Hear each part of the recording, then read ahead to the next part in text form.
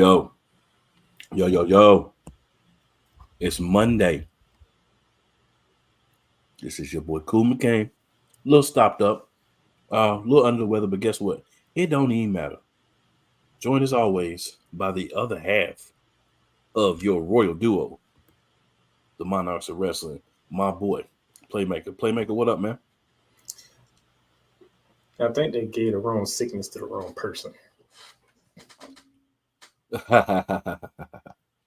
Congratulations on your Miami Hurricanes.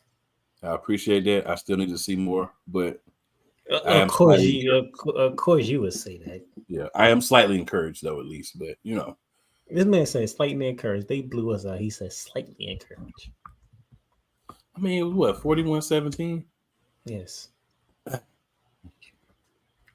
Oh, I can say that a couple of working the pass penalties led to 14 points. Mm-hmm. Look here. Tony Khan, Triple H, Tommy Dreamer, because y'all know you work for TNA too.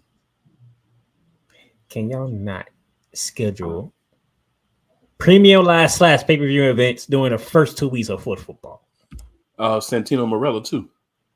Going to throw him in there as one of those decision makers for TNA as well.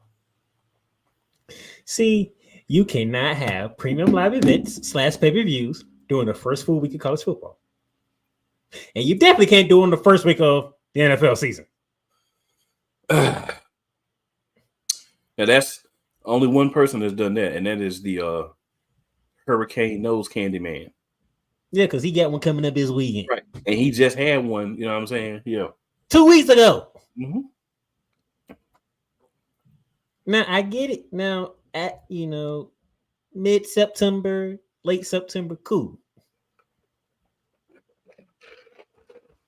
Because now everybody done got their football juices out of them now. They know the season has officially started, but man, the first week of college football, you think most people is watching college football. The NFL season is about to start. What you think most people are going to be watching? Not to mention the Sunday night game. Well, in all fairness, the Sunday night game did not get seen by a lot of people because a lot of people tuned in to watch it. And I'm talking about the NFL Sunday night game that's coming out. NFL game. Yeah, I was about to say this past Sunday game. This was the perfect night to have a premium live event. Disney have a temper tantrum. And yes, I'm blaming Disney and not DirecTV. That's the person to blame. That's the only people to blame. But yeah, we're gonna go ahead and dig into it, y'all. TNA Emergence. Of course, we got a preview AEW All Out, which is what my co-host said is very valid. And then WWE, we had a lot of things happen there, right? We could touch on a couple of quick tips from the show, quick points from the show, go over the 2 premium live events. You know how we get down. So let's get started. All right, so TNA Emergence. We started off with the pre-show match. Kushida versus Frankie Kazarian. And long story short, Frankie Kazarian beat Kushida. And we're just going to leave that there.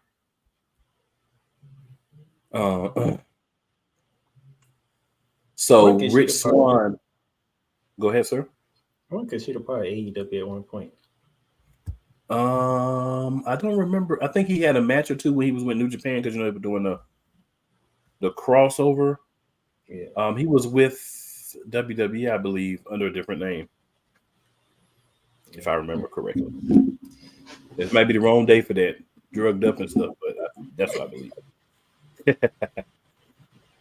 But so Rich Swann cannot compete. He's in some trouble with AEW. With TNA, we'll get into that another time. But Casey Navarro is taking his place in a World Tag Team title match that First Class has against ABC on Emergence. Just to give everybody that piece of information. I can add another dumb group name to the list. Great. Oh, First Class? Yeah, they've been around for a minute. It's still a dumb name. Yeah, it's a dumb name. Rich Homie Swan is a dumb name too.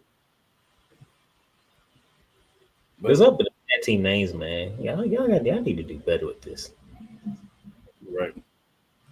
The other countdown match was PCO with Steph DeLanda versus Shira for the Digital Media International Wrestling Championships. For those who don't know, this Mahabali Shira. They've tried different things with him a couple of times, and That's a crazy long title name. yeah. So it's two different championships. It's Digital Media, and then there's the International Heavyweight Championship, Heavyweight Wrestling Championship. Excuse me, is what it's called. But that is a long name by itself. But yeah. So PCO won.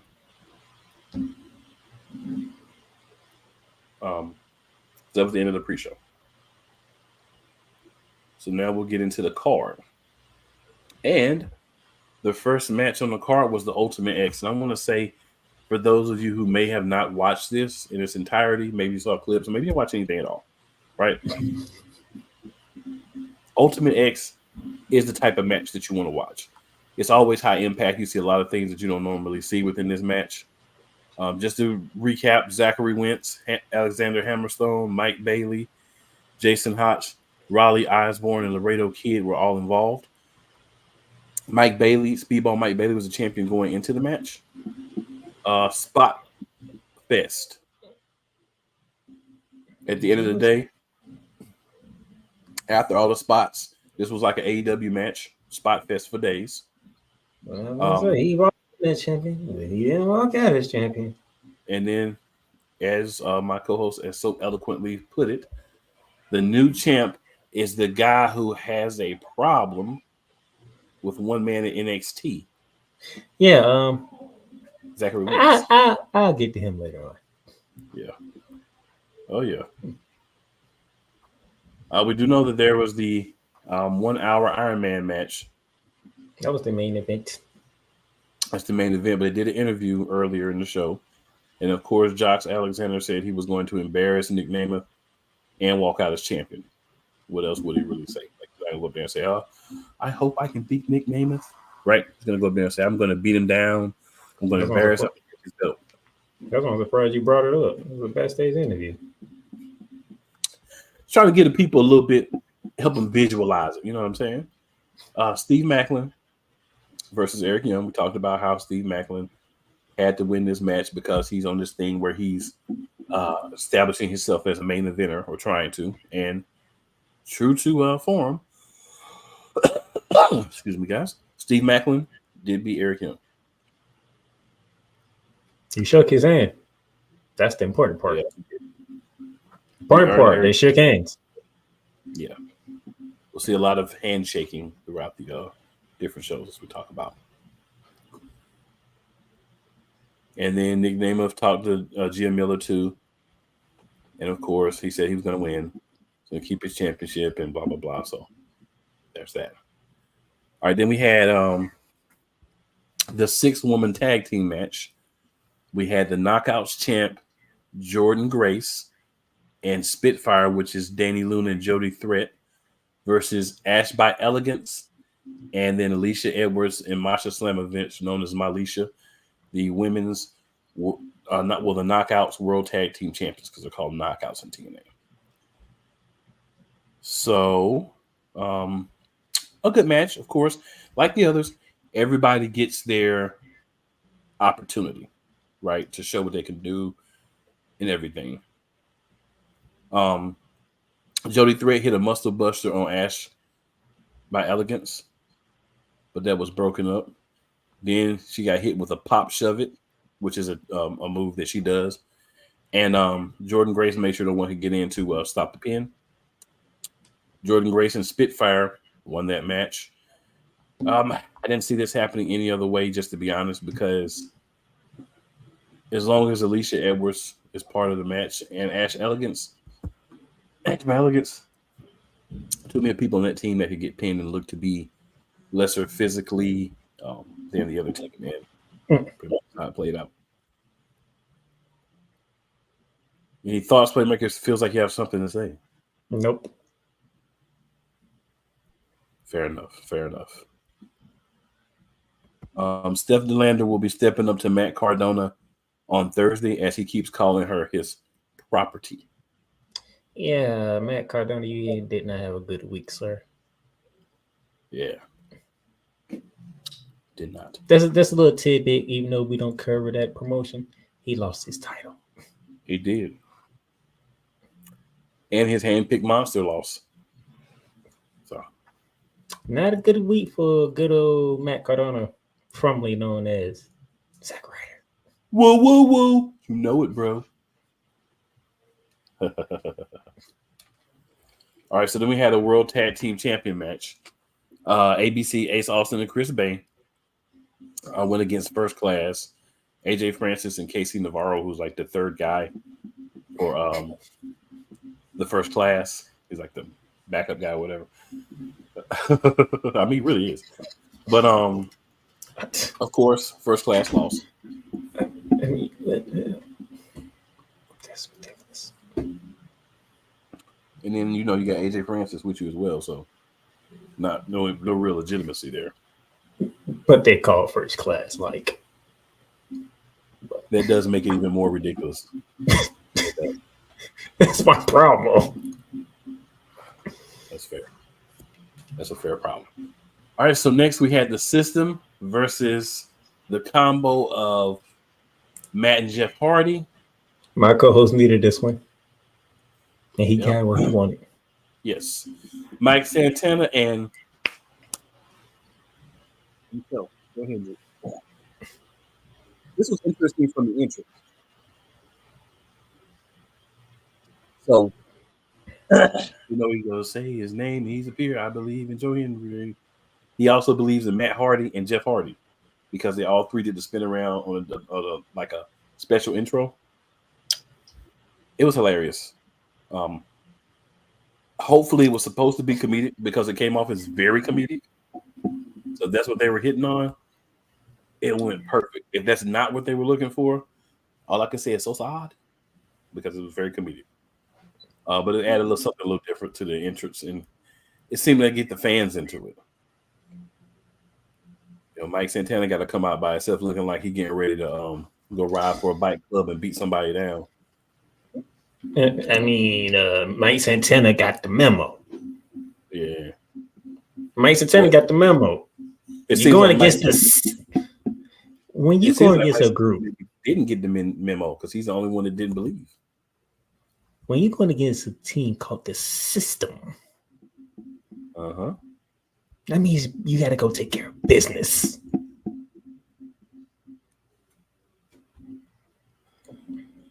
Fair enough. Again, like the rest of the matches, a lot of false pins, a lot of times different opportunities for everybody to kind of show up in the match and have a big moment. But at the end of the day, Boston Knee Party. Yep. Matt made Moose pay with. He gave him a twisted fan on the floor, but then he got a low blow and a Boston Knee Party, which is one of Eddie Edwards' finishers, and the System, which is Moose, Eddie Edwards, Brian Myers, and JDC. Won.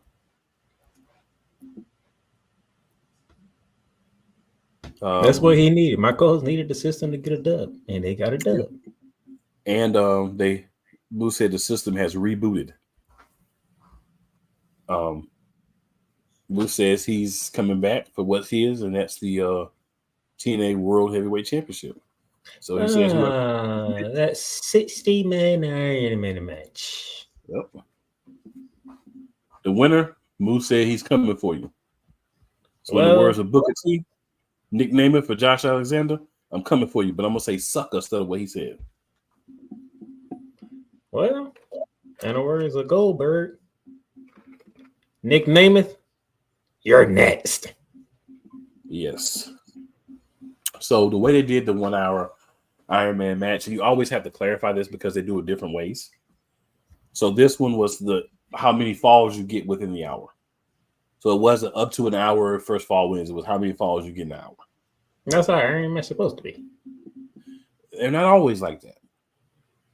Sometimes they'll it. give them an hour, and then they'll say, whoever wins, wins. Because TNA have different rules. They call things different things. So just to clarify for everybody, they went to the basic Iron Man rules, which is what I like.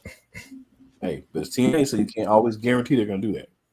So fall 1, Nick Nemeth with a roll up. Fall 2, Nick Nemeth. After he gets a danger zone. All right. Then we go to fall 3.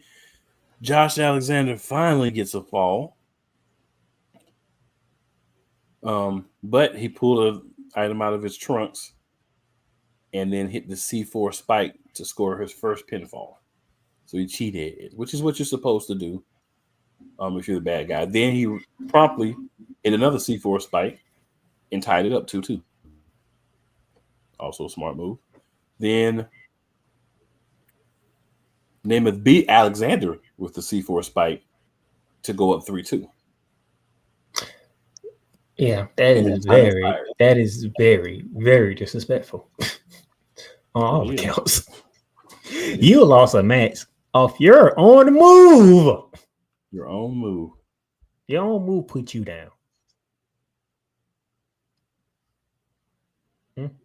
But after the match, that's not the most talking point from TNA Emergence. We went through all the matches, but the most talking point wasn't even in the match. It was not. After the match, certain legend showed up at TNA. He's being called JC Layfield now, I guess, because you can't use John Bradshaw Layfield outside of WWE because he's not one of the new guys. They're letting them do whatever they want now, but at this point they weren't. But we're going to call him JBL. So JBL comes out. So his look in the indies is a black trench coat, black leather trench coat, black hat, black shirt, cowboy boots, and jeans, which is exactly what he had on. That's his indies look. This isn't his first indies appearance, but that's his indies look. So he comes out. He whispers something in Nick Nemeth's ear, and then he leaves and lets Nick Nemeth celebrate. So, of course, this week we'll find out what was whispered into his ear. We'll get a chance to kind of see what's happening with that. And then we'll move on from that. And I'm sure we'll go in a different direction. And we won't talk about it again for another month in TNA or so. But I mean, because the whole world is trying to figure out, what did he say? What did he say? Right. Did anybody know what he says? They'll have to tell us. Or maybe they make us wait a few weeks. But I'm assuming they'll tell us. If they make us wait a few weeks, that would be a great move. A funny move, too. Definitely interesting. So Daniel Berry's sports highlight says, yo, what up, Daniel Berry, man? Appreciate you tuning in, as always. And Miss Williams herself, Yolanda, says, hey, it's a holiday. Why y'all working? Laugh out loud. And we like your butt know why we're working because you watch the same shows. We like Waffle House, Yolanda. We don't need clothes on holidays. Thank you, Triple H. Oh man. Yes, I'm still gonna blame him because it may not be the last time we hear that tonight, guys. He actually right on that. Definitely won't be the last time we hear that tonight. So, guys, we're going to hit a few commercials here, get things crackling. We're gonna sneak back through here, and we're gonna get into picking the AEW pay-per-view. Great, another pay-per-view. Great. Or whatever we're doing. 4 weeks straight. They don't make it easy on us. Get in the game at BetUS, America's favorite sportsbook. Over 50 sports, live betting, online casino, horse racing, esports, and more. Start now and enjoy easy deposits, fastest payouts, and the biggest bonuses. And for over 25 years, BetUS is a name you can trust. Mention TV 150 now and get up to 150% in bonuses. BetUS, we've got your game. Call or visit betus.com now to join. Poppy J. You got the option to cry for the government. You got the option to protest. You got the option to keep buying. But this is also an option. Wise El Jefe. We're the first tech geeks. We're the first gamers. We're the first everything. Everything. Like Gen X's, we are the ones. BS3 Network proudly presents the crew from the New York boroughs who never wants that smoke. Nah, they want that fire. Poppy J and Wise El Jefe. Fridays at 9 p.m. Eastern, 8 p.m. Central. Check your local listings for your viewing and listening pleasure. Join the transporter to Hades. Your butt and gut becomes one. Join the reformer of hooker whores. This is my daughter, Placenta Booty Johnson. Join the bronze car. Whenever you are in distress, take off your baseball cap and throw it in the air. Join your very own superhero of broadcasting, Chris Bass. So whatever color crayon they get, they palm it and do 2 circles, and that translates to, I can be the black people. As she takes you through the week's paces in Baseline. Live every Saturday at 8 a.m. Eastern, 7 a.m. Central, No, Pacific Time Zone people, just stay asleep when this is on live and just catch the recording. Oh, I'm sorry. Exclusively on the Chris Bass YouTube channel. Everything Boston. I love you morons. You Kids on the Block, New Edition. Dear whatever the law firm is. Sincerely, the U.S. Supreme Court. Ben Affleck, Matt Damon. Go yourself again, Jason Whitlock.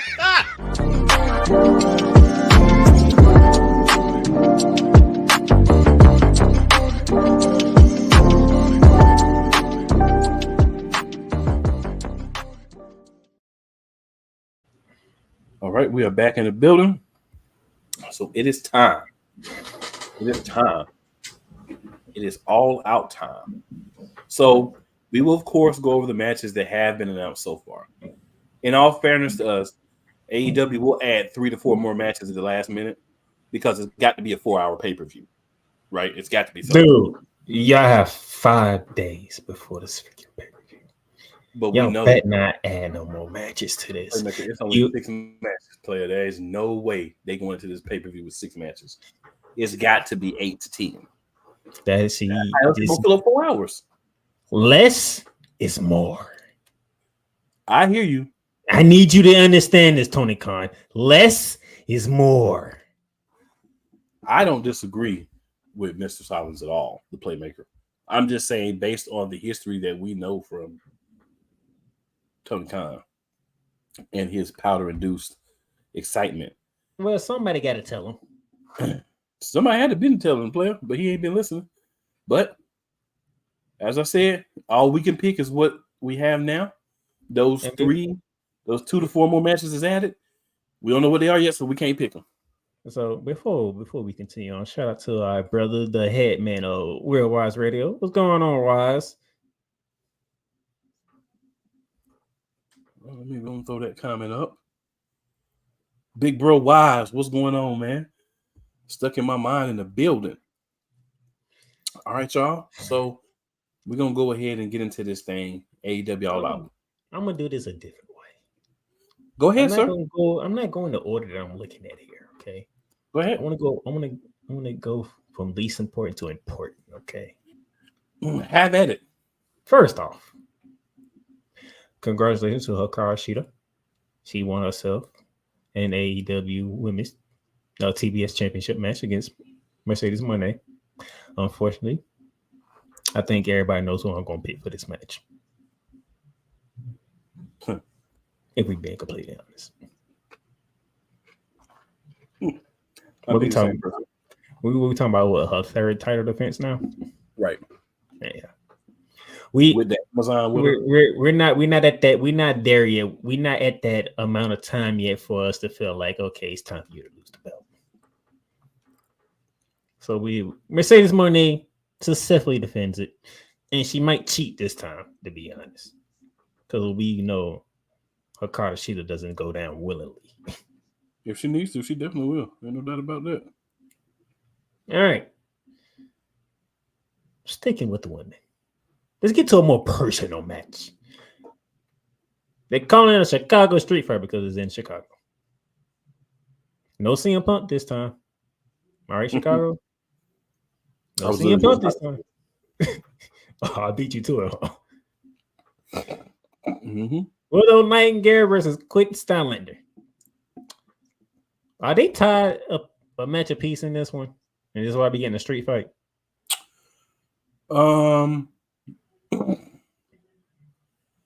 So the last match was the tag match, but I think one-on-one are tied 1-1, yeah.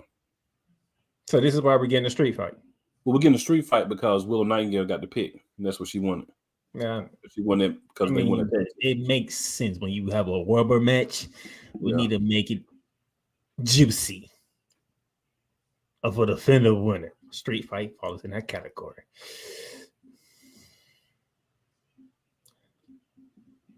With Tony Khan, you never know.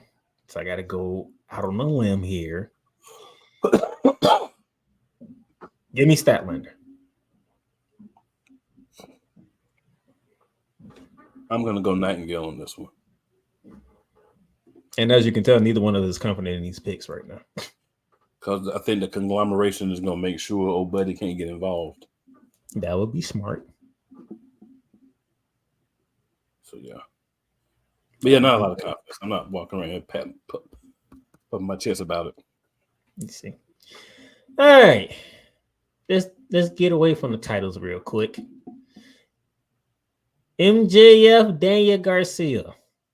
Now, this is a normal match. There's no stipulations or anything. So, give me MJF. So, this is what I'm going to say.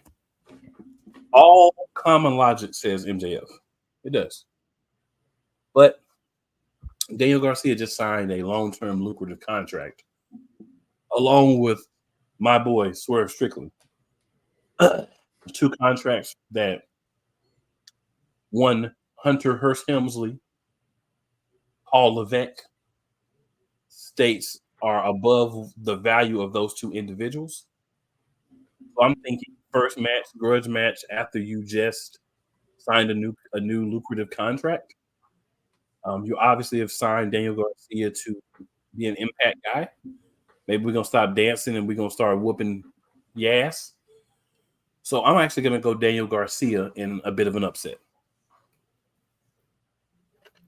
Okay. I'm going to roll with MJF. I mean, the scumbag that he is, he'll do something scumbaggish to find a way to win. Well, there's another guy that still feels like he might owe him a pound, that he might need to get a pound of fresh from MJF too that might interfere. So there's also that.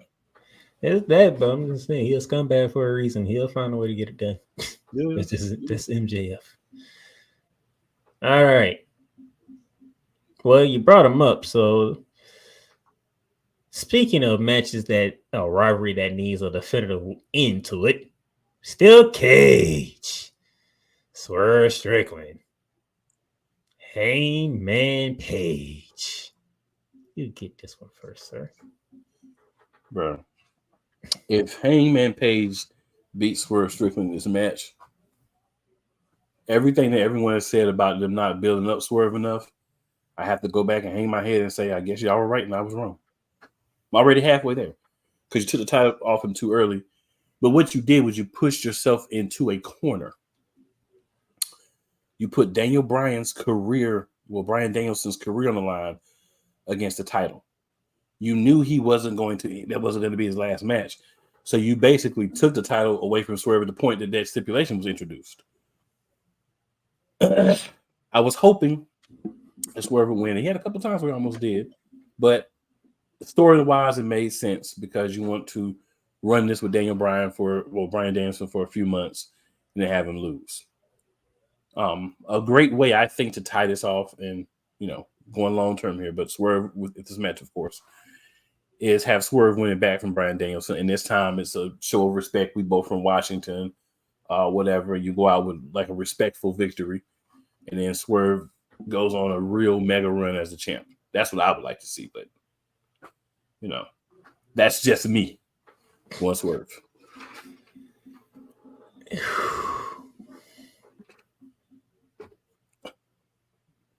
How many matches Heyman have lost in a row? He has not been winning. Well, I think he won his last match on TV because he's had a match on TV. He's won. He didn't win, but he didn't lose a lot because they were like battle royals and gauntlet matches and stuff. So a lot of them weren't like one-on-one matches. But he hasn't won any of those, so it's probably been at least 3 or 4 since he's won, more than likely. Again. So yet again, medicine. You back yourself into a corner. Because whoever loses this match, they have no momentum whatsoever. Swerve, that'll mean back-to-back losses for him in pay-per-view events. Heyman, we can't remember the last time his hand was raised at a major event. So AEW, guess what? You bet yourself in the corner again. Now you did say Swerve is on a new contract, right? Yep. Give me Swerve. Another big money deal. Swerve. That's where the contract comes into play for me. Comes into play with Swerve. Oh yeah. That's why I said with Daniel Garcia too. I don't come to play with me with Daniel Garcia. I get your point, but I think it's the elevation that's about to go on with him. Maybe not into the TNA, not the TNA, but the AEW World Heavyweight Championship, but one of those 15 other belts. So there's enough belts to go around. that number's starting to come down for you. Well, I can't stay in the hundreds, so I have to just leave it in like the teens, the 20s is more realistic. Speaking of those 15 titles, AEW International Championship, World Ospreay going against Pop. And the fact that I don't think Pop did anything to earn the match, but actually beat the brakes out of him. No, he was the number one contender. So Will Ospreay jumped him to go to All In. It should have been Pop. So basically, Pop was like, "Okay, you jumped me, that's fine. Whoever wins, I'm next." Well, he sure made it known on Dynamite. Oh yes, he did. Well, Ospreay couldn't even say a word to his good buddy Ricochet. He ain't get a word. He ain't get a word out. It'd be like that. Shout out to Ricochet too, and he'll probably be one of the matches that'll be added to the card on Wednesday. Tony Khan, don't you push that man so quickly. And since you're gonna do that, I'm gonna pick him. I'm just gonna go ahead and say they're gonna add a Ricochet match against somebody. I'm gonna pick Ricochet to win because it'll be somebody that's not like an enhancement talent, but a jobber. Tony Khan needs to slow down. You already messed up his debut. You made his debut in part of a Warrior match when he wasn't gonna win anyway. I'm gonna need you to slow it down, sir. Cocaine tornado users do not slow it down, sir. People that don't blink don't slow it down. But give me Real Ospreay that's got his title back. He ain't losing it right away. I agree. 1,000%. And consequently, we can say the same thing about the main event. AEW World Championship match. Daniel Bryan defending against the TNT champion Jack Perry. Ballsy move by Jack Perry. I would give him that. But there ain't no way in the world you're not winning both belts. There is no way that Jack Perry, Jungle Boy Jack Perry, without the Jungle Boy, the little beard now, he's a crotch grabbing tough guy now, is going to beat Bryan Danielson. I like the Moxie. I liked it. I like it. I like it from a story perspective too, because they already had some beef before, so you kind of bringing it back up so you don't have to build a story and get somebody different because it's not Hangman or a Swerve. So I do like that. Yeah, bring the Wilson. So you got a title and I got a title. Well, one of us, I want that title with the title I already got. But I'm assuming Bryan is going to be the final countdown for all his entrances, which is a better theme than the bootleg American Dragon theme. Just is. You know, Tony Khan don't mind spending the money. Yeah, I know. All right, sir. Any other thoughts on AEW?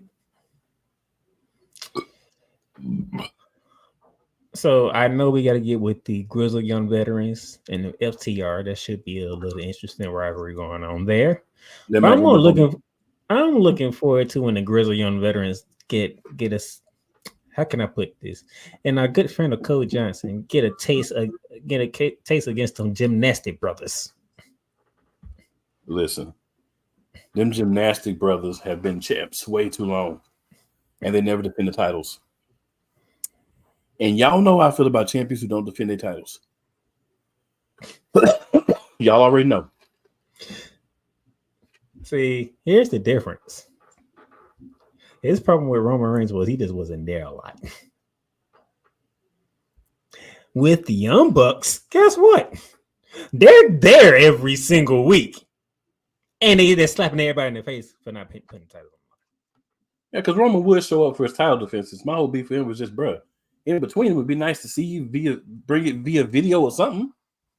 With them, I'm tired of seeing you go away. You know what I'm saying? You see the Young Bucks every single with a car or something.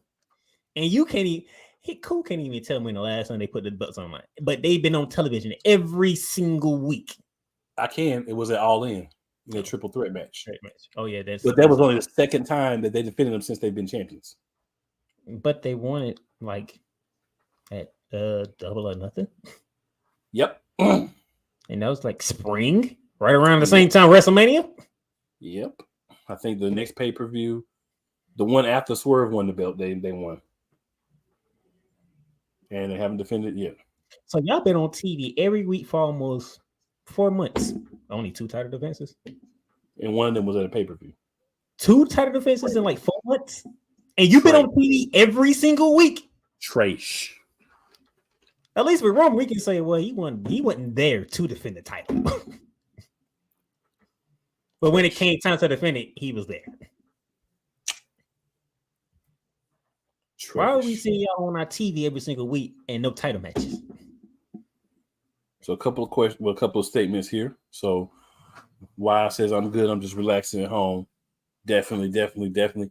Oh, and by the way, shout out to Real Wise Radio, where you can also hear your boys right now chopping it up. Shout out to 502 Angel Radio, another place that you can hear this wonderful program. Yolanda asked, was the Grizzled Young Veterans in WWE? They were in NXT UK and then NXT. So yes, they were, Yolanda. All right, so we're gonna go ahead and drop into another commercial break, good people. Unless Playmaker has any more poignant statements for AEW. No. All right, we're gonna go ahead and drop into commercial break, y'all, and we shall return.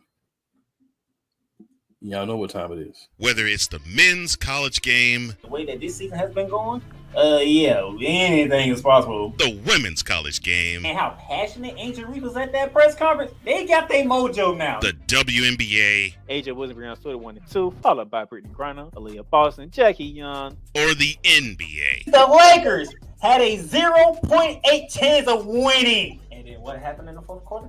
LeBron James by himself outdid the Clippers. You will get any and all of the information right at your fingertips or your earlobes.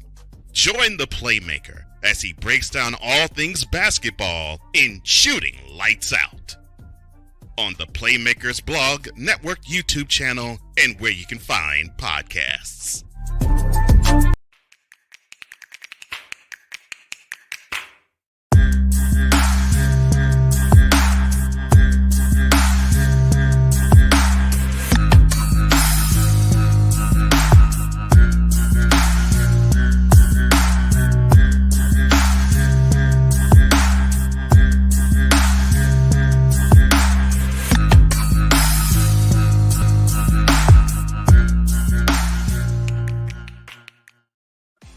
Drew Willingham.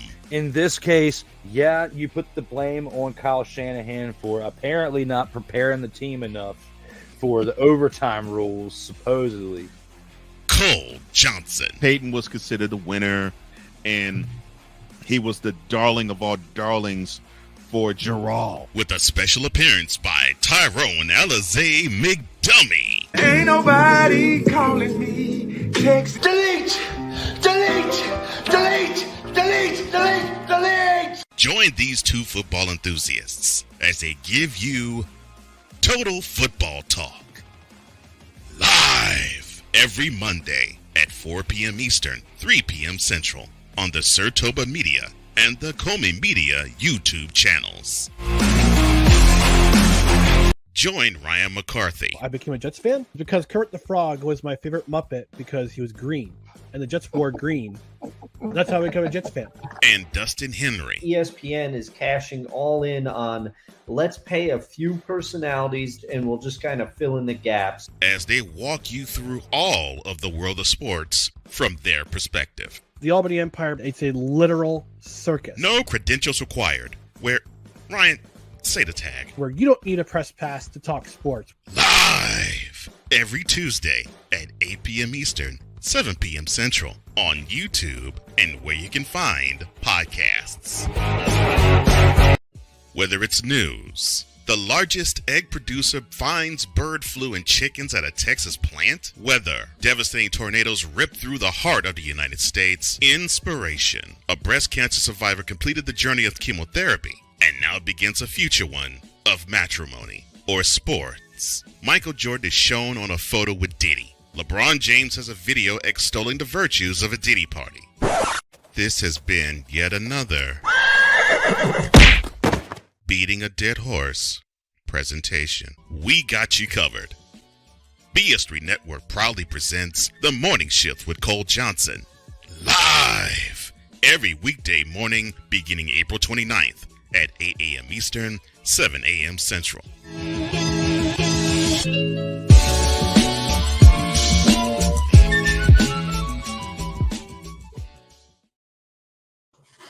All right, and before we get into it, a couple of comments here. So Yolanda says, thanks, I was trying to remember.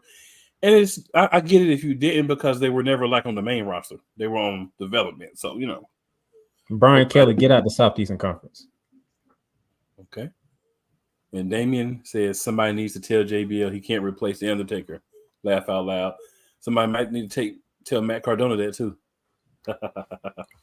I don't know. They ain't been listening the whole time. He just didn't feel like jumping to Jesse just now, because the fact that he just came in with that is like, dang. It's like he'd been listening for a while, right? But he just was kind of maybe he was behind. Maybe he started late. Jeez, Louise. All right. Before I get to what I am prepared to get into, this gentleman over here, who is a Philadelphia Eagle fan, a Miami Hurricane fan, Atlanta Dream fan, Atlanta Braves fan, he has some things he wants to say from what happened on Raw SmackDown. Does any of these things that you have to say involve what took place in Germany? I'll put it like this. Everything I was going to talk about ties into Germany, so we can just talk about it while we're talking about what happened in Germany. Because at this point, if it's not about what happened in Germany, do we really need to talk about it right now? Okay. All right. Just want to make sure. Yes, sir. All right. We're gonna go in chronological order here. So we're gonna go with Bash in Berlin. Chronological order. I like chronological it. order. Chronological order. Bash in Berlin happened first. Tony Khan, if you're listening, remember what I said earlier? Less is more. WWE gave you 1, 2, 3, 5 matches. Now, I didn't see any complaints on the groups that I am in. Have you seen any in the groups that you saw any complaints about Bash in Berlin? The only complaint I've seen I could talk about when we get to the women's tag team match. I think it's a BS one, but I did see it a couple of times. So overall, people enjoy Bash in Berlin. Yep. And it also helps when Georgia's beating the brakes off Clemson at the same time, so people can tune in to watch Bash in Berlin.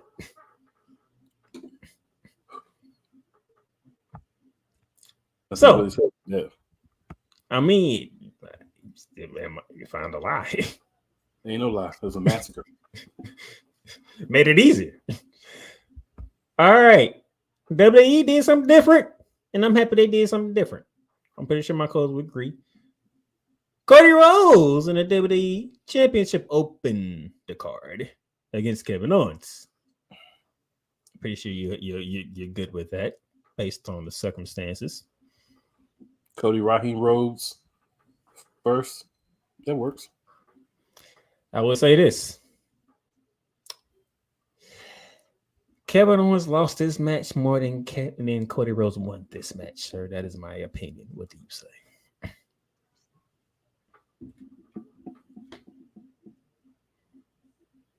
I would agree. When opportunity's there, you can't say, that's my friend, so I'm not going to do something. You got to go out there and whoop his hind parts however you can. Kevin Owens knows better. And he knows that he cost himself the match. Let's see where it goes. Kevin did not want to go back to the old Kevin Owens.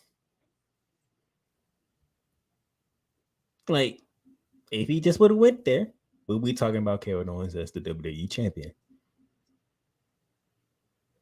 But the info allowed Tony Storm. The infighting within self cost you a title match. Now, did WWE plant the seed for a little return of the old Kevin Owens, though? I think you did. And also, you proved that even without the Killer Instinct, Kevin Owens is on the level of Cody Rhodes. So that's important, too, for long term. That's all I'm saying. That's all I'm saying. All right, now let's get to that women's tag team match, shall we? Because Damien's put the comment in the chat, so I just want to go ahead and do him the favor. Go ahead and go into that match. Unholy Union. For some odd reason, WWE would not call him that. But all the websites and us, we called them the Unholy Union because that's what they was known for in NXT. That might be the reason why they don't want to call them that, because it's NXT. now that I said that. Alba Fire and Aladon defended against the Power Cakes of Jade Cargill and Bianca Belair.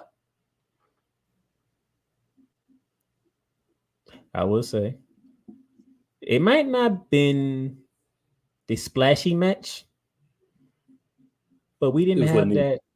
But we didn't have that usual ugly match. We're seeing progression. Would you agree? Yep. We're and they hating on my girl Jade. No botches. Botch free.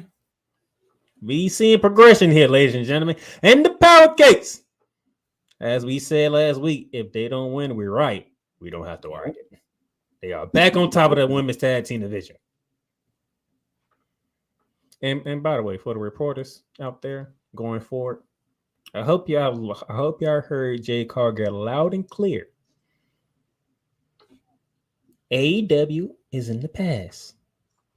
We're going to the future here, okay?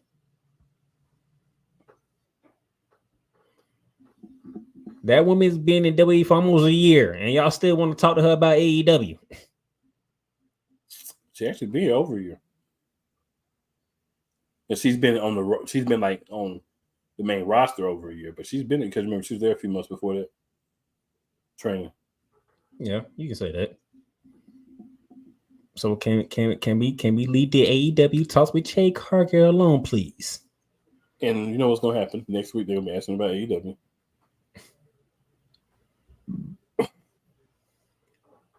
That's why they need you in these rooms asking these questions, so we can actually get some good, intelligent questions. I mean, anything you want to say about the match? As the Power Case, I'm back on where they need to be at. There was 3 sets of wonderful cakes in this match. Of course, the power cakes. Alba Fire does have a nice set of cakes as well. Isla Dawn, not bad, but the other 3 are a little bit of a level above. What I'd like to say is, I laugh at talking a lot, right? But excuse me, y'all. These women are not just cake. They're actually really good in the ring. It's a positive that they're aesthetically pleasing as well. They put on a good match.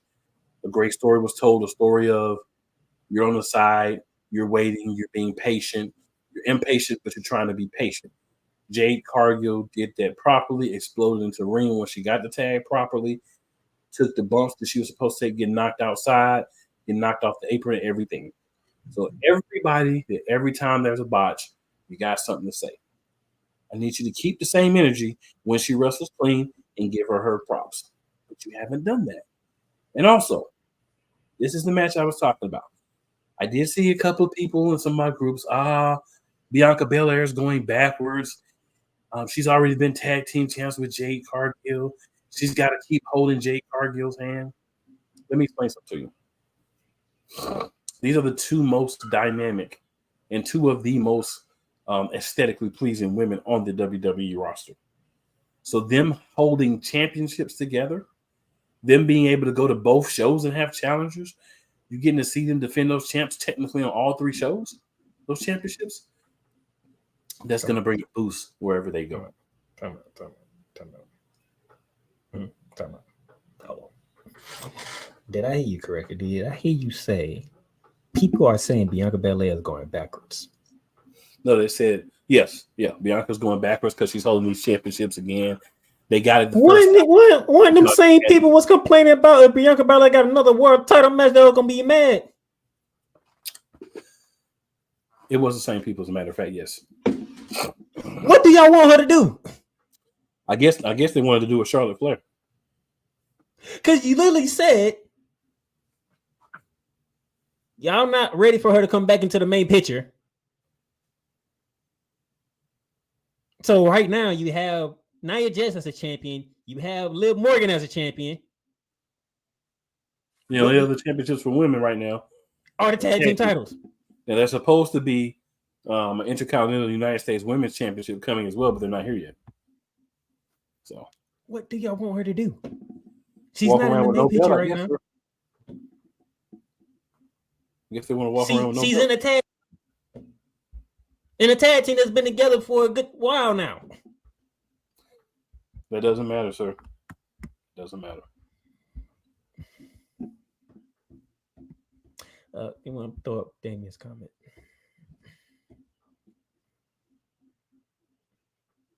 I was waiting for you because I didn't know how far you was gonna go. Damien says Jade and Bianca got me loving green M&Ms again. Laugh out loud. Green been my favorite color, Damien, so I was quite pleased as well. He also says, question, is it me or KO apologizing to Coffee and not Sammy was weird? Because if Sammy is his friend, why not apologize to him? Did you actually listen to what he said? He literally said everybody except for Kofi Kingston deserve what he did to them. Yeah, that's what he actually said. He literally said that. Meaning Sami Zayn deserved it. He said the only one that didn't deserve it was Kofi. Mm-hmm. And in a sense, he's right, because Kofi brought him into the New Day. This is when Biggie first got hurt. Brought him into New Day. You know. And he just beat Kofi up. Out of nowhere. So yeah, him apologizing to Kofi is the right thing to do. So Damien says less is more, but it would have been better if we got the Germany street fight at Bash in Berlin instead of the women's tag team match. Not every place these companies go need to have a street fight, okay? Yeah, completely disagree with that. I know we just talked about Chicago having a street fight because of AEW. Yep. But not every place they go need to be a street fight, okay? Agreed. Damien has a comment we'll bring up later that I have something to say about as well. Because the funny thing is that's the next match I'm going to. Strap match. Because I got something to say about this too, based on what was supposedly rumored around. Okay. CM Punk, Drew McIntyre win a strap match. The only way you win this match, you have to beat your opponent to a point where you can hit all four corners at the same time. I mean, all four corners in succession. Meaning you can't get broken or stop. So, as per usual, just like the last match that they had, non-stop action, making you feel everything about it. Okay, we understand it. And then we got to the point where we like to talk about people who know how to sell, right? I would like to give Drew McIntyre credit. That man took about 6 GTSs in this match. Yeah. You'll see CM Punk credit too for to be able to pick that dude up, that big behind dude up 6 times too, to deliver that GTS. Hey, peanut brittle feel. He must have thickened out his peanut butter, his peanut brittle. He got the bracelet back, and he got the dub. Simply, I hit one corner. You're moving. No, I gotta put you back down. Hit the next corner. You know what? I'm enjoying putting you to sleep, so I'm gonna do it again. You know what? I'm gonna do it 2 times. That's for the heck of it. Here's the third corner. Yeah, you do have something that belongs to me, right? Yeah, let me get that. Oh, and then I'm gonna put you back to sleep again. No, I'm gonna do it again. Now I'm gonna hit the 4th corner. Then we're gonna call this a match. I love how it ended. It's just I hit a corner. I'm putting you back to sleep. So, my only issue, we know of at least 2 occasions where Drew McIntyre took this bracelet out from his sweaty man meat area. And as soon as CM Punk gets the bracelet back, that's the match. What does he do? He kisses the bracelet.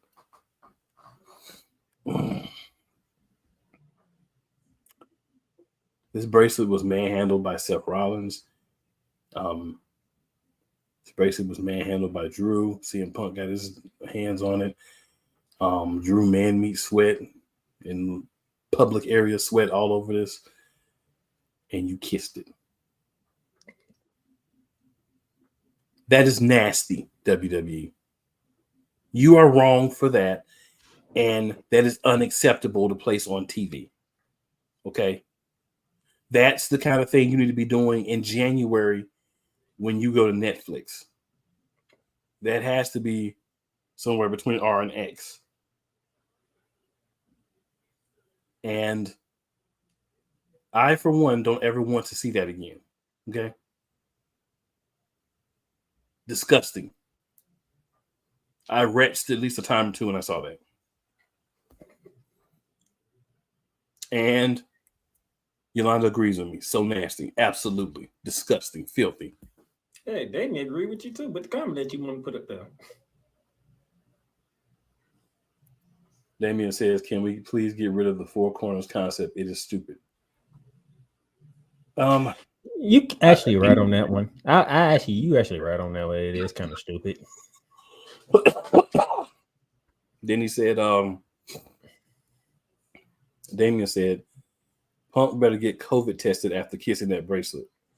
He need to get COVID tested. He need to wash his mouth, his lips with soap, bleach, and hand sanitizer. Yeah, I wonder if AJ told him to. That is disgusting, sir. I wonder if AJ told him to do it. I'm just gonna go there. There's a lot more I could say, but that's disgusting, and don't ever do that again. WWE, don't allow those type of things to happen. Producers, reproducing that match, just have him hold it up and put it on his hand. Don't let him kiss it. That's disgusting. And to me, that overshadowed all the greatness of the match. But it was a good match. I mean, it's not cool. McCabe doesn't find something wrong somewhere in the card. Bruh, am I wrong? I'm just saying. It's not you if you don't find something wrong in a show. So going to give Cool at least one. That man's bodily fluids and all kind of stuff on that thing, you gonna kiss it.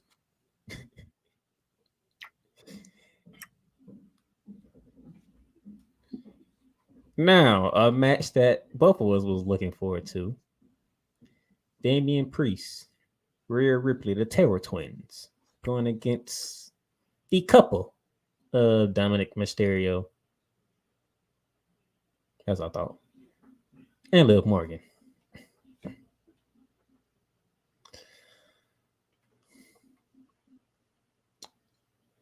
Now, in all fairness, I didn't get what I want, but that's just me being evil. Okay.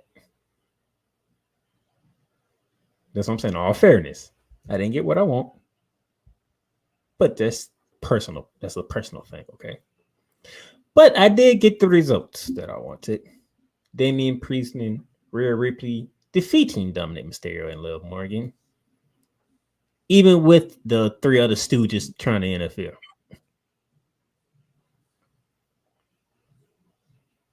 Now, I understand how this goes. Dominic Mysterio is not the main target for Damian Priest. Right. So me getting to see him get his head bashed in, ain't going to happen. Right. Rhea Ripley beating up Liv Morgan. Okay. But it wasn't a brutality. And it wasn't her main target either. And I understand why. Mommy has to get the championship back first before she can brutalize Liv Morgan. And her main target is Dominic Mysterio. That is true. But I will say this. I'm going to step into my co-host territory here. I did love the way Mommy pinned Liv Morgan, though. Okay. Feel me. If I'm being completely honest. Feel me. Do love the way she pinned her. Okay. That's very lovely. Yes. Now, what I'll say about this match is this. The Judgment Day beats down the Terror Twins when they're on Raw. On the pay-per-view, the same people can't overcome just Damian Priest. My only issue is the consistency of that booking. Because if you're attempting to say that the Judgment Day is some kind of threat to anyone, and four people can't take out Damian Priest or at least subdue him halfway, then why is he not still champion? How did he even lose to Gunther?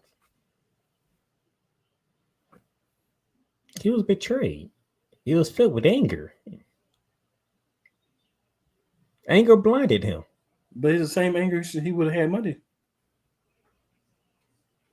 And you saying how he lost the title to Gunther on this? Well, I mean, what I'm just saying is, if you're such a dominant force that you can take out four other grown men that are wrestlers, and I'm not saying that they're all up to his stature, but if you could take out four grown men and stop them from being part of the match on the pay-per-view, and those same four grown men just beat the snot out of you, piss and everything else on Monday, how is that consistent?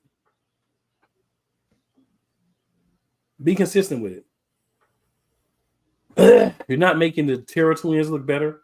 You're not making Judgment Day look better because no one's consistent. They should have to overcome 5 people. But on the pay-per-views, they can do it. Not on regular shows, but on pay-per-views, they can do it. On PLEs, premium live events, they can do it. Just saying.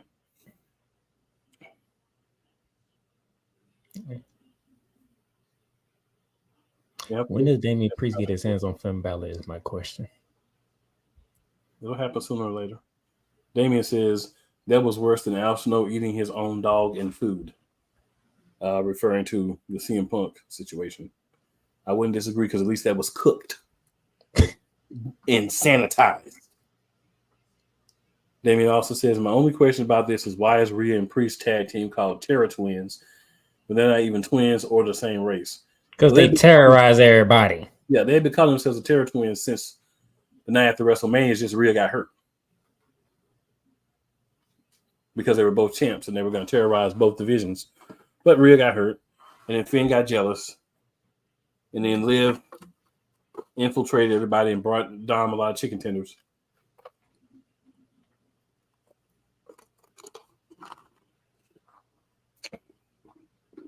Foolishness, all of it, sir.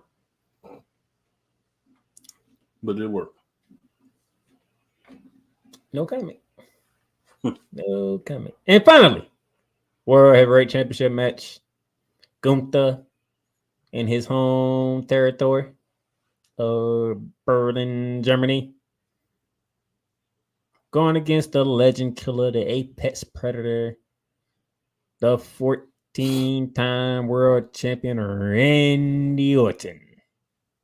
The not 15-time world champion, Randy Orton. That's because Gunther defended the title and won in front of his people. Gunther. Very same thing as King and Queen in the ring. Physical match. Back and forth. Both men looked as strong, but somebody had to get the 1, 2, 3. Actually, take that back. Nobody did get it 1, 2, 3. Gunther made Randy Orton pass out.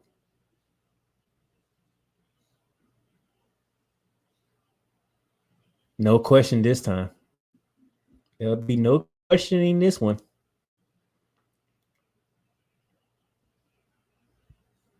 I think that was Gunther's whole strategy the whole time. Mm-hmm. I'm about to put you to sleep for me to win this. Mm-hmm. And he did. I'll tell you one thing. Randy Orton does not have a problem losing. Since he's returned, that joker don't win much. He gets in high-profile spots, but he don't be winning. Nobody's complaining either. No, I'm just saying, like, I already knew who's going to win because Randy Orton never wins. And they shook hands after the match. All this handshaking. You hate the handshakes? Y'all ain't friends. Don't shake hands. You hate the handshaking. Can't show respect. I don't really hate the handshake. It just didn't fit the whole narrative leading up to it. If you knew this was the outcome, you should have approached the match differently. Well, the champ like to make things personal. I mean, you don't make things personal with somebody, talk trash about their family and all this, and then shake their hand after the match. He made it personal. He came out on top. I mean, tippy cap. Right. But you don't shake his hand. Even if he puts it out, you kick him in the groin and give him an RKO out of nowhere. And then you walk off. That's what you do.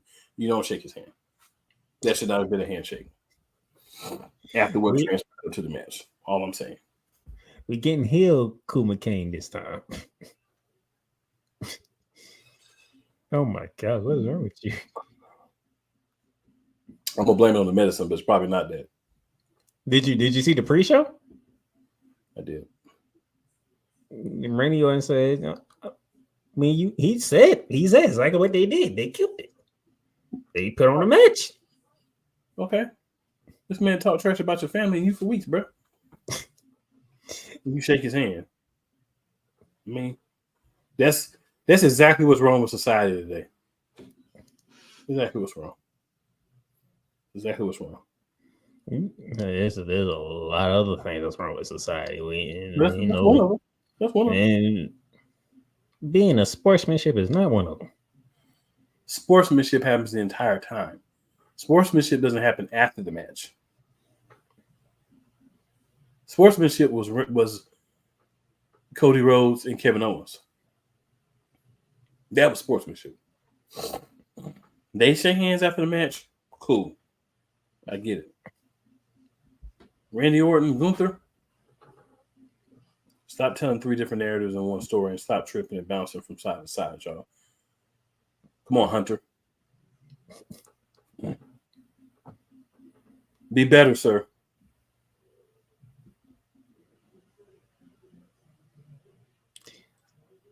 All right, before I move to Sunday, we got comments.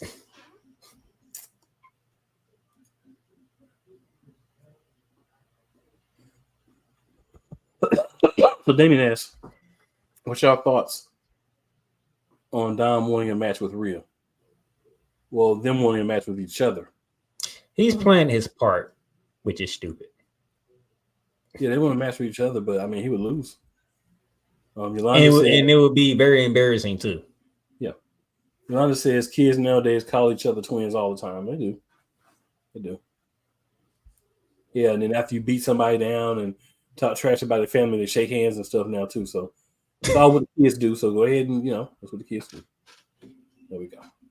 You would not let that go. No. And Damon says, oh, and I wish I was in Liv's position when she got pinned. Laugh out loud. No, I wish I was in Rhea's position. Touche. No, what you're talking about.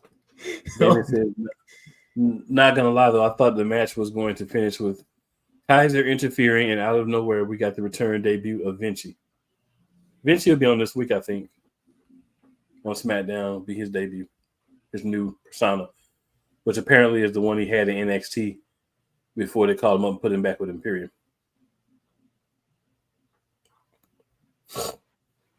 Again, shout out to Real Wise Radio. We live right now. Then we got one more comment in there. Am I missing one, sir? I am. Damien says, to be fair, it was in Germany. Gunther needed his moment. He could have had his moment. Randy Orton could have RKO'd him and left. Then he could have got up from the RKO, held his hands up, his belt up, done his thing. Or he could just not extended his hand to shake, had his moment. We didn't say nothing about the man moment. To be fair, he didn't need to shake Randy Orton's hand. To be fair, as the heel in this program, he shouldn't have extended his hand in the first place. To be fair. Call it what it is, bro. Call it what it is.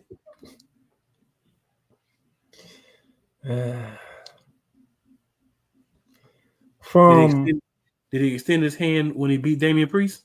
Huh? With help? Did he extend his hand in? Yeah, I didn't think so. Carry on. From Berlin, Germany to the Mile High City, as he's a fan of the Denver Nuggets. Denver, Colorado for NXT No Mercy. And we got spicy right out the gate with NXT No Mercy. NXT Tag Team title match. Chase U versus the former champions of Nathan Frazier and XM. I could have sworn this match ended like 10 different times. It was wow. So I'm not the only one, right? I could have sworn this match ended like 10 different times. But the former champs, Frazier and XM, they did, but the Power Cakes did. They got themselves back on top of the tag team divisions. And then they did. Reg Hollins went rogue.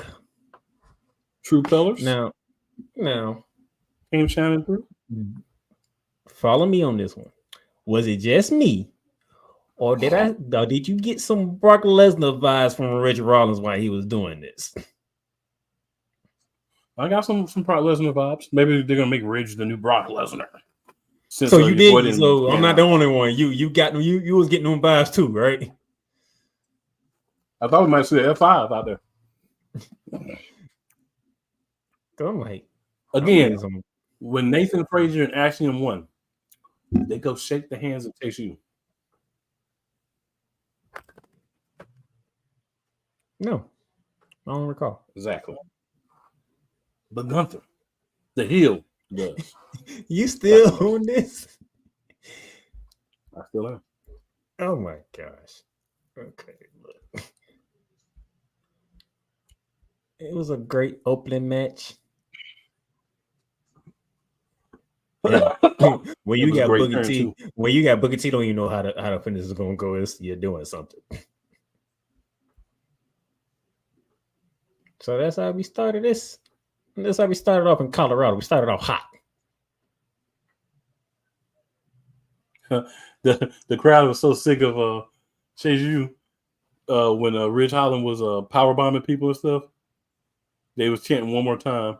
they chanted one more time. Like literally, they chanted one more time. It's like crazy. Rich Holland might be a babyface after that. And that's sad. When he's supposed to be a heel. Mm-hmm. But Chase U heels, and Andre Chase just looks like a guy that you could beat up in like 5 seconds. I think he looked like a guy that ain't supposed to be in the ring. Mm-hmm. But he can go in the ring.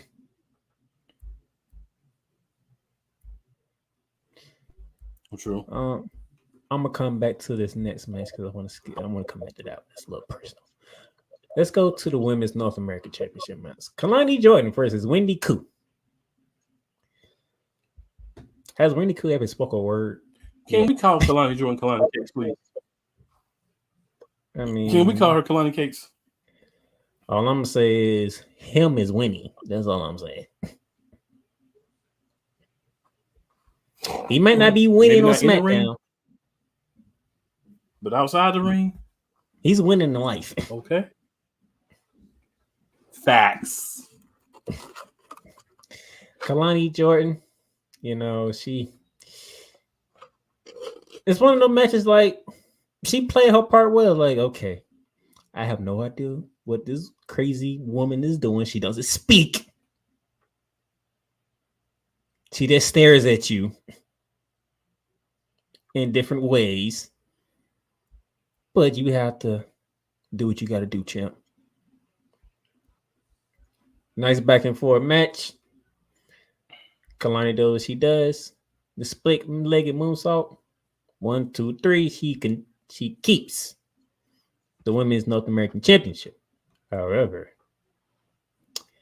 we always talk about long storytelling, right? Well, somebody decided to pay Wendy Koo a little visit. I'm going to give that to you, sir. Tatum Paxson decided after the match, Wendy Choo was going to sleep. And she basically told her, go to sleep, ho. Go to sleep, ho. You tired, so be quiet and go to sleep. And she put her to sleep. Let's call it long storytelling. That's revenge. Because guess what she did to her after her match for that very same title. She put her to sleep. Long storytelling, people. Shawn Michaels is doing something very good. He's best friends with Hunter, so. Yeah, I know. But before I continue on, my sister she just found out some information she didn't know. She says they're a couple. And then she says, I don't like her with him. Hey. Him is winning. That's all I'm saying. Now, earlier we talked about a guy who decided to win a championship in TNA. Mm-hmm. Zachary Wentz. He decided to bring that S Division title with him to Colorado and his personal rivalry match with his former brother, Wesley. I must admit, I am shocked, surprised. I did not think Zachary Wentz was going to win this match. I was thinking Wesley was going to win. Wesley's supposed to be the bad guy in this one. He'll do some 30 tactic and he'll win because he don't care no more. Well, then the third member of the Rascal decided to finally show up for once.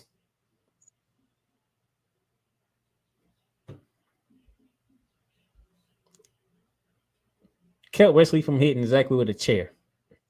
And the match turned from that point forward. Anything you want to say? Because Zach had a very fantastic weekend. Trey Miguel is about to get it from Wesley. That's all I got to say. And mind you, Trey Miguel's the only one of the three that never came to WWE. But he about to get it from Wesley in the next few weeks. And he should get got. The nerve of you. I will say this. Gallus decided to go to social media and say some words to Ava, a.k.a. Bronson Reed style. If you know what that Tank means. and the Rascals too. If you know what that means, you know exactly what Gallus is trying to do. And see if they're gonna follow through with it. Because they haven't been following through with a lot of things lately. Well, they have been trying, just haven't been able to. Thank you, sir. North American Championship. Obafemi defending against Tony D'Angelo. Now, I thought this match finished about 3 different times. Because I'm saying, like, well, Tony D'Angelo doesn't want to stay down. Obafemi, you might make your match for once because he would not stay down. And every time he got up, he took advantage. Obafemi. Tony D'Angelo wasn't going to be Obafemi. I'm sorry. Well, how they present it? They presented it in a way like They at least made you think that he had a chance during the match. And then Obafemi beat up the family, and that was the end of that. But I will say this: I think Obafemi looked at Tony D'Angelo after that match and that family. Did I say had some interesting thoughts going through his head after that match? Yeah, he probably said, "I don't want to fight that mother sucker again." Because Tony D'Angelo brought it. He did.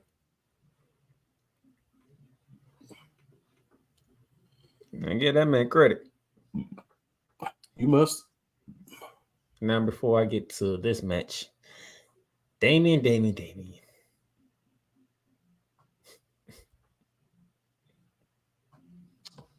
Says, is it me?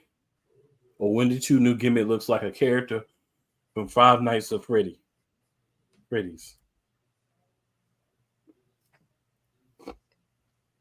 I am not answering that question. I'm not either. All right. NXT Women's Championship. Roxanne Perez going against Jada Parker. Hey, Miss Parker.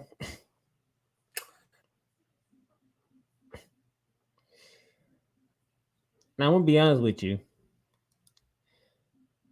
Out of all her title defenses, I was kind of interested in this one because when Jada told Roxanne she was going to slap the taste out of her mouth, and before Roxanne could finish her next saying she got the slap taste out of her mouth, I was like, oh, this is different. This is different. I'm going to say what I do, and I do it right afterwards. Oh, okay. I don't think Roxanne was ready for that one. It was when you say you're going to do something.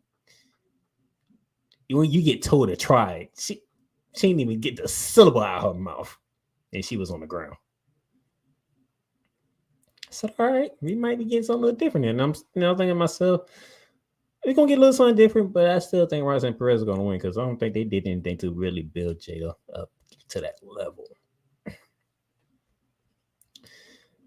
Back and forth match. And then I knew the end was coming when she hit her finishing move and Roxanne fell out the ring. I said, yep, that's the end of that.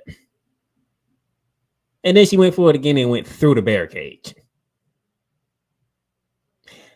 This time, I actually like Roxanne Perez being vicious. She hit her finishing move on the broken barricade, which is like, that's genius.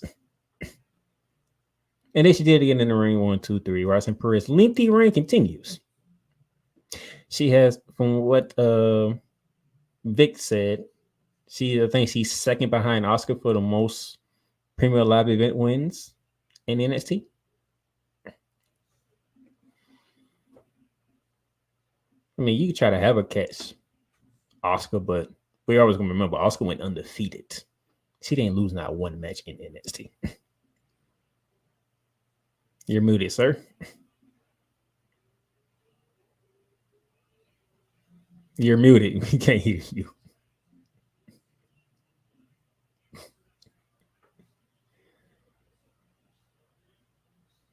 Dude, whatever you saying, we didn't hear not one word.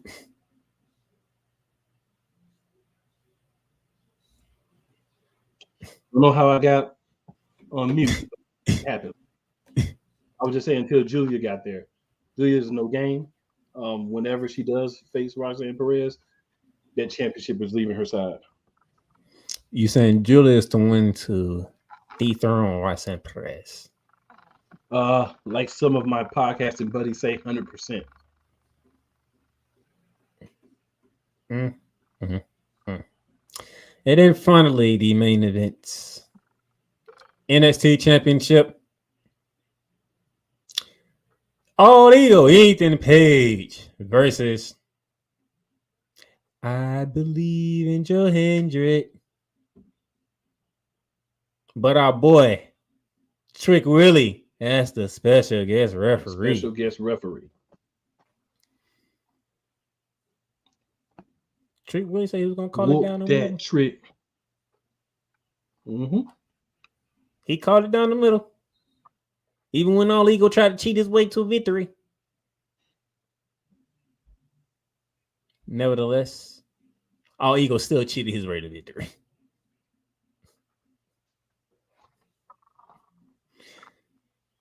Trick caught the first attempt. He didn't catch the second one. And he had to count them 1, 2, 3. With All Ego smiling in his face.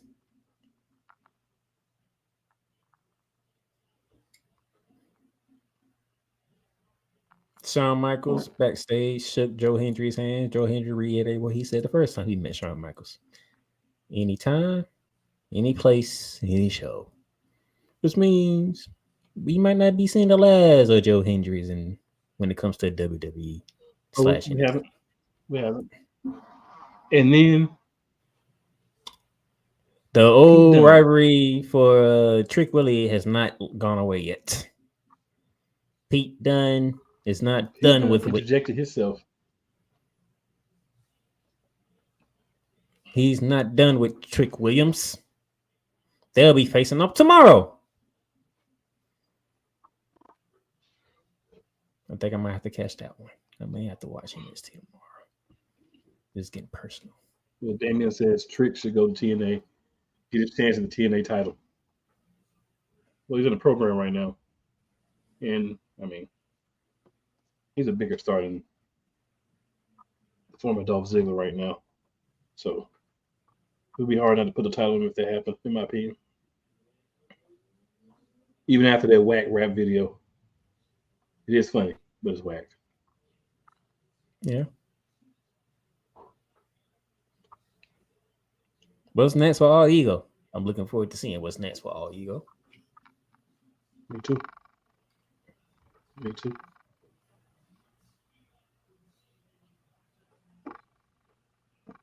I'm done. That's all I got. Thank y'all for tuning in with us. Oh, yeah. Thanks a lot again, Triple H. Thanks, Triple H, always. Make sure you tell 4 of your friends. And even tell 4 people who you may think are your friends, but are not, that don't like you. Because even if those people do or don't like you, it doesn't mean they won't like us. And always, it's never where you start, it's where you finish. For the Playmaker, this is your boy, Cool McCain. We out. Back in the building with you next week. We'll holler. And to take it back even more old school, William M.